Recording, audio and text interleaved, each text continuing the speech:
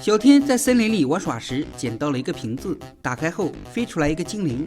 精灵说：“谢谢你放我出来，为了表示感谢，我可以满足你一个愿望。”小天想了一下说：“我希望你能每天帮我写作业。”精灵听了之后一脸恐惧，飞回了瓶子。请问这是怎么回事呢？在评论区留下你的答案哦。